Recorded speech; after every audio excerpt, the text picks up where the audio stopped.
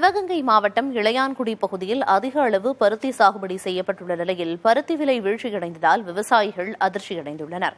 கடந்த ஆண்டு பருத்தி கொள்முதல் விலை உயர்வால் சாலை கிராமம், சாத்தனூர், சமுத்திரம், கோட்டையூர் உள்ளிட்ட பகுதிகளில் சுமார் 8000 ஹெக்டேரில் விவசாயிகள் பருத்தி சாகுபடியை மேற்கொண்டனர்.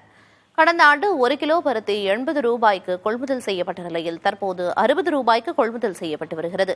இதனால் ஏக்கருக்கு 20,000 ரூபாய் நஷ்டம் ஏற்படும் சூழல் உள்ளதாக விவசாயிகள் வேதனையோடு தெரிவிக்கின்றனர்.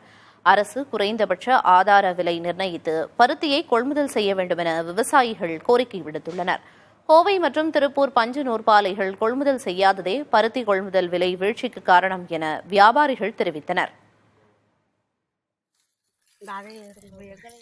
நம்ம போடுற விலை மட்டும் இப்படி ஏறுது, நகை விலை கூடுதே என்ன முதலாளி இப்படி? பற்றாக்குறை இருக்கிறதுனால அவங்களுக்கு பார்த்தீங்கன்னா அந்த நான் நிற்கிற பருத்திலாம் பார்த்தீங்கன்னா 3 களை வெட்டி இருக்கு. 3 கலைக்கு 30,000 கொடுத்துருக்கான். விதை நட்டுருக்கான், உரம் போட்டிருக்கான். இதுவரை 40,000 ரூபா செலவழிச்சிருக்கான். இதில் பார்த்தீங்கன்னா எங்களால் ஒரு 20,000 ரூபாய் கூட இந்த மகசூல் எங்களால் எடுக்க முடியாது. 20,000 ரூபாய் எங்களுக்கு மிகவும் பாதிக்கப்படுது. போன வருஷம் நாங்கள் ஒரு 5 ஏக்கர் பருத்தி வச்சுருந்தோம். அதில் 40,000 ரூபாய் எங்களுக்கு நட்டான்.